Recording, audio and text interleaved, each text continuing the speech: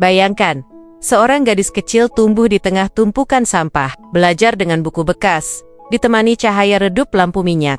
Di sekolah, dia dihina, dicemooh sebagai anak sampah, tapi di balik tatapannya yang penuh luka, ada mimpi yang tak pernah padam, menjadi sarjana. Bagaimana mungkin seorang anak pemulung bisa berdiri di panggung wisuda sebagai sarjana terbaik? Siapa sosok misterius yang diam-diam membiayai kuliahnya? Dan bagaimana rasanya meraih mimpi di hari yang sama ketika orang yang paling dicintainya pergi untuk selamanya? Ini bukan sekadar cerita sukses. Ini kisah tentang tekad, air mata, dan keajaiban mimpi. Aku selalu ingat malam-malam dengan cahaya temaram dari lampu minyak di sudut gubuk kami. Lampu itu hanya setinggi botol bekas.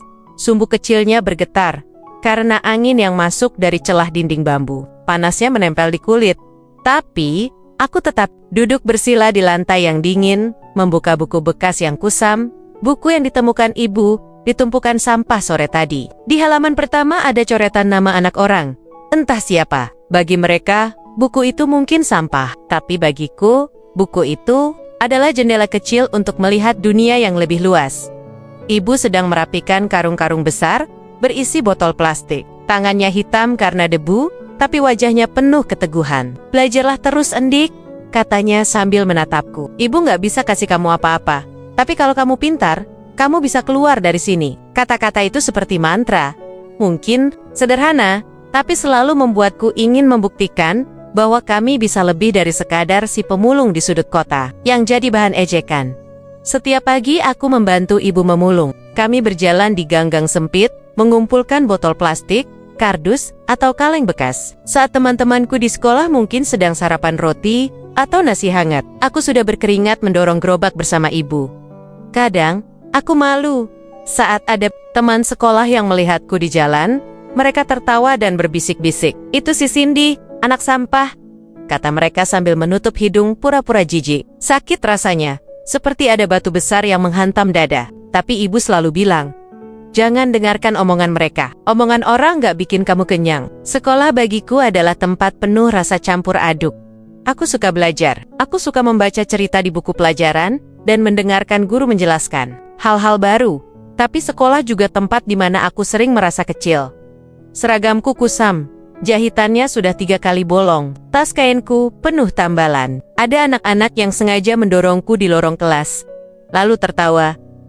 Tas lo kayak kerak. Aku kumadayam, bukan karena aku nggak mau melawan, tapi karena aku sudah terlalu sering merasa kalah. Namun ada satu hal yang membuatku bertahan. Nilai-nilaiku. Aku selalu berusaha menjadi yang terbaik. Kalau teman-temanku tidur setelah belajar, aku akan menyelipkan waktu membaca, meski hanya diterangi lampu minyak. Kalau mereka punya buku baru, aku membaca buku bekas dari tumpukan sampah. Kadang aku menulis catatan di belakang kardus, karena kertas habis. Malam itu, setelah ibu selesai mengikat karung, dia duduk di sebelahku. Besok, kita harus bangun lebih pagi. Ada kabar dari Mang Sarman. Katanya ada banyak botol di pasar yang habis hajatan. Aku mengangguk, meski rasanya lelah sekali. Bu, aku berkata pelan. Kenapa kita miskin? Ibu terdiam. Aku bisa melihat mata ibu berair di bawah bayangan lampu minyak. Karena hidup belum kasih kita kesempatan, nak, jawabnya. Tapi, itu bukan alasan untuk berhenti. Kita cuma harus kerja lebih keras. Aku memeluknya erat. Aku tahu ibu selalu berusaha terlihat kuat. Padahal, aku sering mendengar dia menangis diam-diam ketika mengira aku sudah tidur. Keesokan harinya, aku pergi ke sekolah dengan kaki yang masih pegal, karena semalam berjalan keliling kampung membawa gerobak. Aku duduk di bangku paling depan. Saat guru bertanya soal pelajaran, aku selalu angkat tangan. Aku ingin menunjukkan bahwa meski anak pemulung, aku bisa pintar. Siang itu, ada ujian matematika. Semua teman kelihatan stres. Tapi aku malah semangat. Aku suka berhitung, suka tantangan. Setelah mengumpulkan kertas ujian, aku melihat guru menatapku dengan senyum hangat. Itu jarang terjadi, dan hatiku hangat karenanya. Namun momen bahagia itu cepat hilang ketika aku mendengar seseorang berkata di belakangku, percuma pinter kalau cuma bakal jadi pemulung kayak maknya. Aku pura-pura nggak dengar, tapi dalam hati aku berjanji, aku akan buktikan kalian salah. Malam itu, aku menulis di kertas lusuh yang kutemukan. Seakan-akan itu buku harian. Aku nggak akan berhenti. Aku mau jadi orang sukses. Aku mau bikin ibu bangga. Suatu hari nanti, aku akan pakai toga, berdiri di atas panggung, dan semua orang yang meremehkan akan lihat siapa aku. Aku tak tahu kapan impian itu akan terwujud, tapi di bawah cahaya lampu minyak, di gubuk reot yang hanya seluas 2 tikar, aku menanam mimpi itu dalam-dalam. Hari itu langit terasa panas sekali. Jalan menuju sekolah berdebu, dan aku berjalan cepat sambil menenteng tas kain tua yang sudah penuh tambalan. Aku berusaha tersenyum setiap kali berpapasan dengan orang, tapi seringkali senyumku tak berbalas. Mereka hanya menatapku dengan pandangan aneh. Mungkin jijik karena aku anak pemulung. Di depan gerbang sekolah, beberapa teman sedang bergerombol. Mereka tertawa, entah tentang apa, sampai salah satu dari mereka menunjuk ke arahku. Cindy, tas lo robek lagi ya? Hahaha, aku hanya menghela napas, pura-pura tak dengar. Kalau aku marah, mereka pasti makin senang. Di kelas, aku duduk di bangku depan. Seperti biasa, aku paling suka duduk di situ karena bisa lebih fokus mendengarkan guru. Pelajaran matematika dimulai, dan aku merasa mataku berbinar setiap kali guru menulis soal di papan tulis. Cindy, kamu coba jawab soal nomor 3 ini, kata Bu Rini, guruku. Aku langsung berdiri dan menjawab dengan mantap. Beberapa teman melirikku dengan kesal. Mungkin karena aku sering dianggap si pinter sok tahu, tapi aku tak peduli. Belajar adalah satu-satunya cara untuk keluar dari hidup susah. Bel pulang sekolah berbunyi, aku keluar kelas sambil memeluk buku-buku bekas yang ibu dapatkan. Di halaman sekolah, terdengar suara tawa lagi. Ini anak sampah yang sok pinter? Aku dadaku terasa panas. Tapi aku hanya menunduk dan berjalan cepat. Rasanya seperti ditusuk dari belakang. Kadang aku ingin berteriak, ingin bilang kalau mereka nggak tahu betapa beratnya hidupku. Tapi aku selalu teringat kata ibu, jangan habiskan tenaga untuk marah. Buktikan saja dengan hasil. Sore itu, aku membantu ibu memulung di sekitar pasar. Bau busuk menusuk hidung. Tapi aku sudah terbiasa. Tangan ibu bergerak cekatan memungut botol plastik, sementara aku menarik gerobak pelan. Capek, Endik? Tanya ibu. Enggak, Bu. Aku kuat, jawabku sambil tersenyum. Padahal kakiku sudah pegal sekali. Aku tahu ibu lebih capek dariku, tapi dia selalu berusaha terlihat kuat. Ketika malam tiba, kami menghitung hasil memulung hari ini. Hanya dapat Rp25.000. Uang itu bahkan tidak cukup untuk bayar SPP-ku yang sudah menunggak 2 bulan. Bu, kalau kita nggak bisa bayar SPP, aku masih boleh sekolah nggak? Tanyaku lirih. Ibu terdiam lama. Matanya berkaca-kaca. Kamu harus tetap sekolah, Cindy. Ibu akan cari cara. Kalau perlu, ibu jual cincin ini, katanya sambil melepas cincin tipis di jarinya. Itu satu-satunya perhiasan yang ibu punya. Warisan dari nenek. Bu, jangan. Itu kan kenangan dari nenek. Nggak apa-apa, pendidikan kamu jauh lebih berharga dari apapun. Aku menangis malam itu. Menangis bukan karena sedih, tapi karena aku sadar betapa besar pengorbanan ibu. Sejak saat itu aku semakin bertekad untuk membanggakan ibu. Besoknya, aku nekat mendatangi kepala sekolah. Aku meminta izin agar bisa tetap sekolah meski belum bayar SPP. Awalnya, aku takut dimarahi, tapi Pak Kepala Sekolah hanya menatapku lama, lalu menghela napas. Kamu anak yang pintar, Cindy. Saya akan bantu carikan beasiswa. Tapi kamu janji, jangan sampai nilai kamu turun. Aku mengangguk berulang kali. Rasanya seperti mendapat secercah cahaya di tengah gelap. Beberapa hari kemudian, aku mendengar kabar dari Bu Rini. Katanya ada program beasiswa untuk siswa berprestasi. Aku langsung bersemangat. Ini mungkin kesempatan satu-satunya agar aku bisa terus sekolah tanpa membebani ibu. Malamnya, aku belajar mati-matian, lampu minyak nyaris padam. Tapi aku tetap membaca sampai mataku perih. Ibu hanya mengelus kepalaku. Jangan terlalu keras ke diri sendiri, nak. Kamu sudah hebat. Aku tersenyum. Aku mau buktikan ke semua orang kalau anak pemulung bisa sukses, Bu. Hari-hari berikutnya aku semakin fokus. Aku belajar pagi, siang, malam. Setiap kali dibully, aku hanya menjadikannya bahan bakar untuk belajar lebih giat. Suatu hari, seorang teman sekelas menghampiriku. Cindy, kamu nggak capek ya? Belajar terus. Kalau aku sih, udah menyerah. Aku hanya tersenyum. Aku nggak bisa menyerah. Kalau aku menyerah, aku nggak akan pernah keluar dari sini. Ujian untuk seleksi beasiswa akhirnya datang. Jantungku berdegup kencang. Saat mengerjakan soal, aku membayangkan wajah ibu, membayangkan cincin warisan nenek yang sudah dijual demi aku. Aku harus berhasil, batinku. Namun, Kabar yang datang seminggu kemudian membuatku terpukul. Aku gagal. Aku pulang dengan mata bengkak. Ibu menatapku dengan penuh cemas. Kamu nggak apa-apa, Ndik? Aku hanya menggeleng. Aku nggak cukup pintar, Bu. Ibu langsung memelukku erat. Bukan begitu. Kamu sudah berjuang. Kalau pintu ini tertutup, kita cari pintu lain. Malam itu aku menangis di pangkuan ibu. Tapi di balik tangis itu, aku tahu aku tidak boleh menyerah. Karena di setiap luka, selalu ada kekuatan yang tumbuh diam-diam. Dan aku harus menemukannya. Hari itu langit mendung. Seperti ikut merasakan kecewaku, aku duduk di bangku kayu di depan gubuk, menatap jalanan becek setelah hujan. Surat pengumuman beasiswa yang gagal kudapatkan, masih kusimpan di dalam tas kain. Kusut, seperti perasaanku. Rasanya sakit sekali. Aku sudah belajar motivation, mengorbankan tidur, tapi hasilnya nihil. Bu, kalau aku nggak dapat beasiswa, aku harus berhenti sekolah. Ya, tanyaku lirih. Ibu yang sedang merapikan karung sampah menoleh cepat, menatapku dengan mata merah.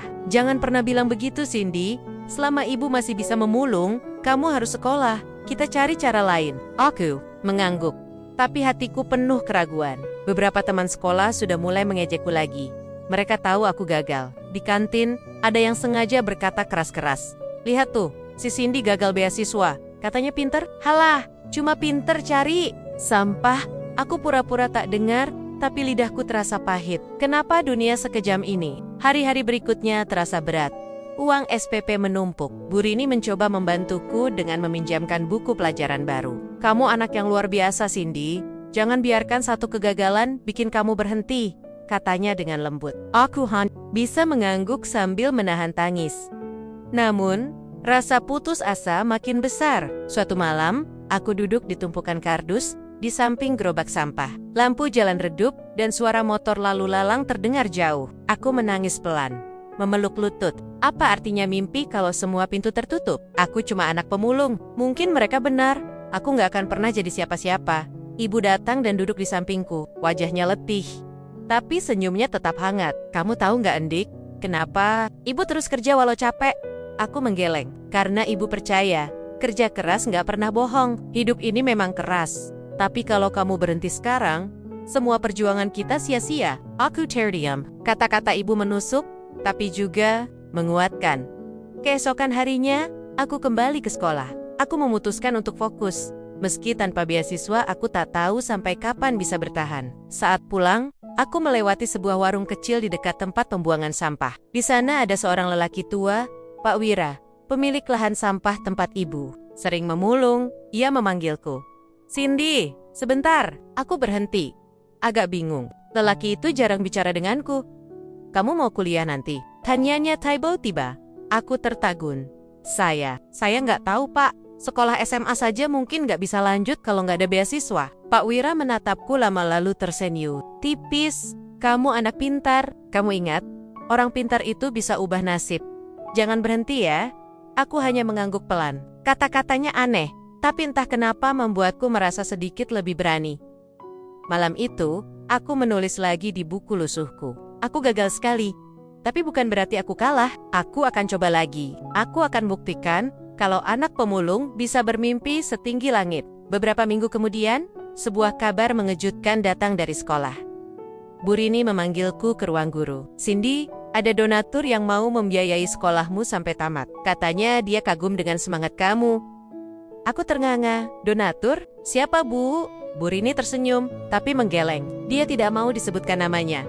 Hatiku campur aduk. Ada rasa lega, tapi juga penasaran. Siapa orang yang tiba-tiba peduli pada anak seperti aku? Setelah kabar itu, aku kembali bersemangat. Setiap malam, aku belajar lagi di bawah cahaya lampu minyak. Ibu juga terlihat lebih tenang.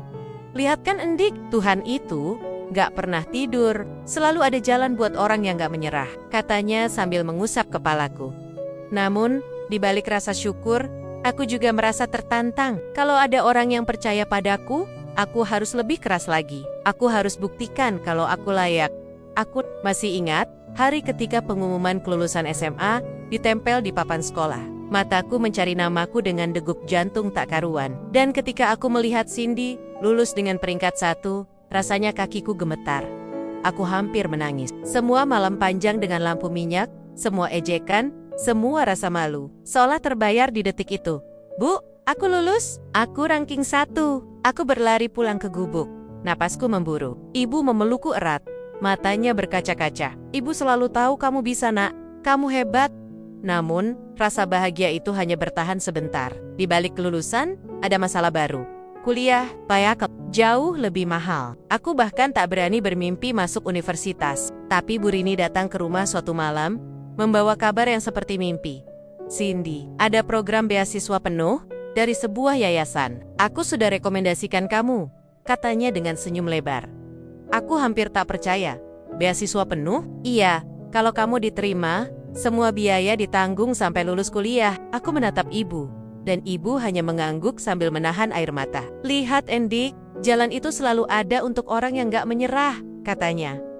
Beberapa minggu kemudian, aku resmi diterima di universitas ternama di kota besar. Hari pertama kuliah, aku berdiri di gerbang kampus dengan seragam putih abu-abu yang sudah terasa kuno.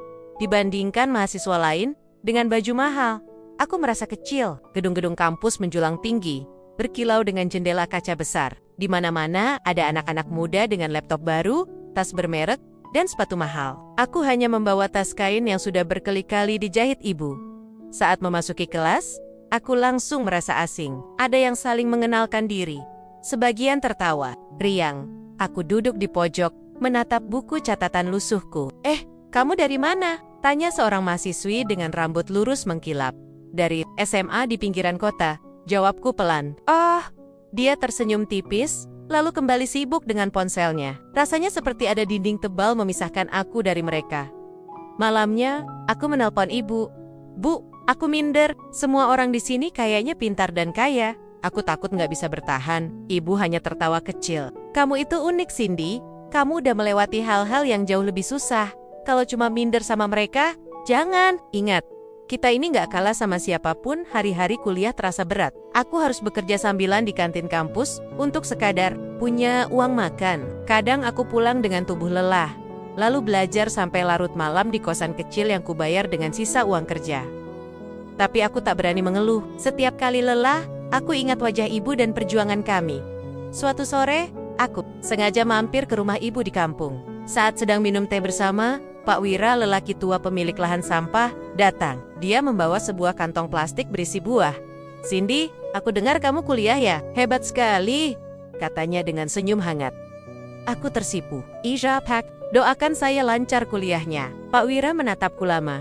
Matanya seperti ada sesuatu yang tak terucap. Kamu tahu nggak, Cindy?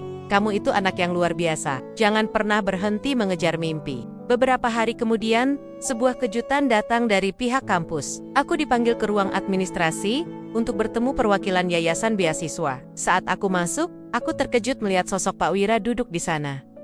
Pak, dia hanya tersenyum. Cindy, beasiswa kamu berasal dari saya. Aku hanya ingin melihat kamu berhasil. Kamu ingat, dulu ibumu pernah bekerja di tempatku. Aku salah besar waktu itu, memecat dia karena fitnah orang. Ini caraku menebus kesalahan. Aku terdiam, tidak tahu harus berkata apa. Hatiku campur aduk antara syukur dan haru. Pak, saya nggak tahu harus gimana ngucapin terima kasih. Cukup buktikan bahwa kamu layak, jawabnya pelan. Sejak hari itu motivasiku semakin besar. Aku belajar lebih giat. Aku tahu ada orang-orang yang percaya padaku, bukan hanya ibu, tapi juga Pak Wira yang dengan tulus ingin melihatku sukses. Tapi kuliah bukan tanpa ujian. Ada kalanya aku sakit karena terlalu lelah bekerja dan belajar. Suatu malam aku jatuh pingsan di kantin kampus saat sedang membersihkan meja. Ketika sadar di klinik kampus, aku hanya memikirkan satu hal. Aku nggak boleh berhenti. Aku nggak boleh mengecewakan ibu dan Pak Wira. Aku semakin sadar bahwa jalan menuju mimpi tak pernah mulus. Tapi setiap langkah, sekecil apapun, adalah bukti bahwa aku bergerak mendekati cita-citaku. Hari-hari menjelang kelulusan terasa seperti mimpi. Semua dosen mulai membicarakan wisuda, tentang masa depan, tentang pekerjaan. Aku semakin sibuk, bukan hanya dengan tugas akhir, tapi juga pekerjaan paruh waktu di perpustakaan universitas. Aku tak punya banyak waktu untuk pulang ke kampung. Tapi setiap malam aku menelpon ibu. Bu, kalau aku lulus nanti, aku pengen ibu duduk di kursi depan. Lihat aku pakai toga, kataku penuh semangat. Di seberang telepon, suara ibu terdengar, lirih. Ibu pasti ada di sana, Dik. Ibu nggak sabar lihat kamu jadi sarjana. Semua kerja keras kita akhirnya terbayar. Pertemuan tak terduga suatu siang, aku dipanggil ke sebuah restoran mewah di pusat kota oleh pihak Yayasan Beasiswa. Katanya, ada donatur yang ingin bertemu langsung denganku. Awalnya aku gugup, karena jarang sekali aku masuk tempat semewah itu. Begitu masuk, aku melihat seorang pria paruh baya dengan jas hitam rapi, duduk menungguku. Cindy? Suaranya berat, tapi ramah. Iya pak, aku duduk dengan hati-hati. Pria itu tersenyum samar.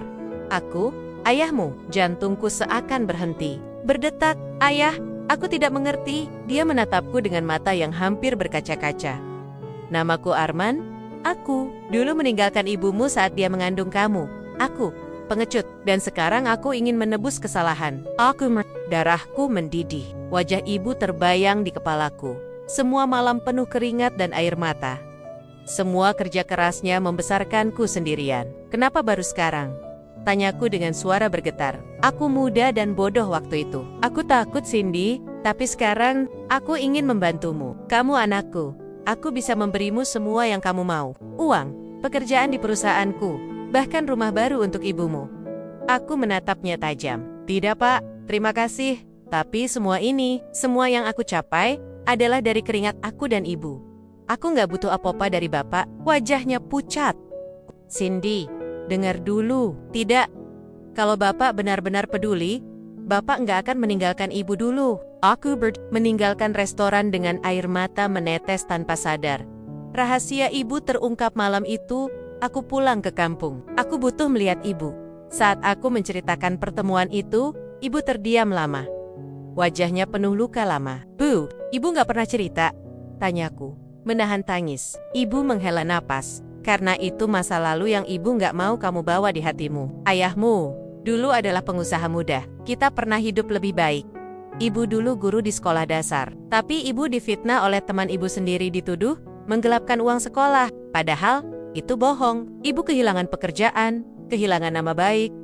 Ayahmu pergi karena malu. Dan sejak itu, ibu hidup dari nol lagi. Aku menutup mulut, menahan isak. Jadi semua tekadku, semua rasa cinta pada belajar, ternyata warisan dari ibu yang dulu seorang guru hebat. Bu, kenapa ibu nggak pernah bilang? Karena ibu nggak mau kamu tumbuh dengan rasa benci. Ibu cuma mau kamu belajar, supaya kamu nggak mengalami hal yang sama. Aku memeluk ibu erat. Bu, kalau aku berhasil, itu semua karena ibu. Kehilangan yang mengguncang beberapa minggu sebelum wisuda, aku menerima telepon dari tetangga kampung. Suaranya panik. Cindy, cepat pulang. Ibumu jatuh pingsan. Aku berlari sekuat tenaga menuju terminal, menahan rasa takut yang mencekik. Di perjalanan, air mataku tak berhenti turun. Aku tiba di rumah dan mendapati ibu sudah terbaring di kasur, wajahnya pucat. Bu, aku di sini, bisikku sambil menggenggam tangannya. Ibu membuka mata pelan, tersenyum lemah. Endik, IBU, bangga sama kamu. Jangan berhenti ya. Air mataku jatuh di tangannya.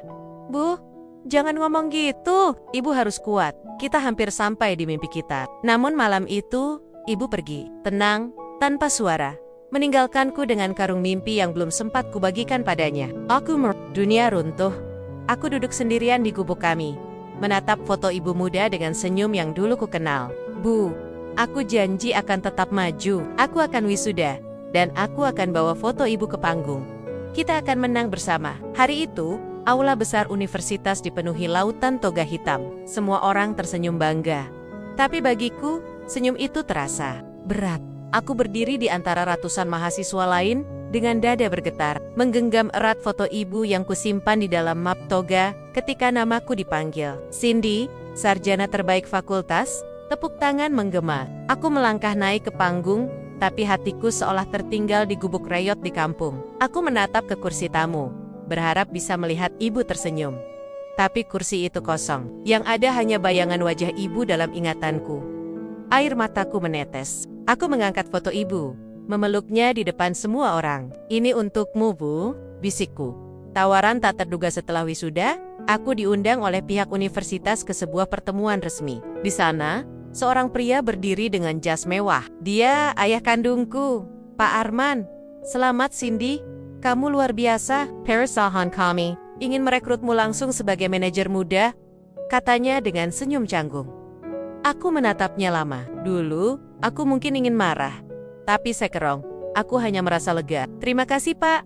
Aku akan terima tawaran itu, tapi bukan karena Bapak. Ayo, aku akan kerja keras.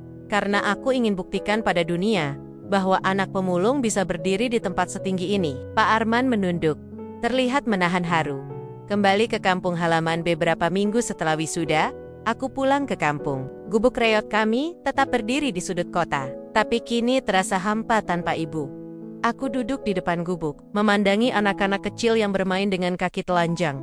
Cindy kakak, hebat ya, udah jadi sarjana, kata seorang bocah dengan mata. Benar, aku tersenyum. Kamu juga bisa kalau mau belajar, beneran. Tapi aku nggak punya buku. Aku terdiam, rasanya seperti melihat diriku sendiri di masa lalu. Hari itu, aku mengumpulkan anak-anak kampung di halaman kecil. Aku bercerita tentang perjalanan hidupku, tentang lampu minyak, tentang buku-buku bekas, tentang mimpi. Mimpi itu nggak kenal miskin atau kaya, kataku. Kalau kamu punya hati yang mau berjuang, dunia nggak bisa menghentikanmu. Kehidupan mengajarkanku satu hal. Kemiskinan bisa merenggut segalanya, tapi tidak pernah bisa mencuri mimpi seseorang yang berani. Aku berdiri dengan toga ini bukan karena aku lebih pintar dari orang lain, tapi karena aku memilih untuk tidak menyerah. Bagi kalian yang merasa terjebak dalam keterbatasan, ingatlah aku, Cindy, anak pemulung yang kini memegang gelar sarjana. Dunia akan selalu berbisik, kamu nggak bisa, tapi jawabanmu adalah langkah-langkah kecil yang terus berjalan dan tidak akan pernah berhenti. Jangan pernah biarkan kemiskinan, hinaan, atau ketidakmampuan menghentikanmu. Bangun dan perjuangkan mimpi, sekecil apapun. Kalau aku bisa berdiri di panggung ini, dengan toga dan air mata, kamu juga bisa. Mulailah hari ini, dengan keyakinan bahwa masa depanmu berharga.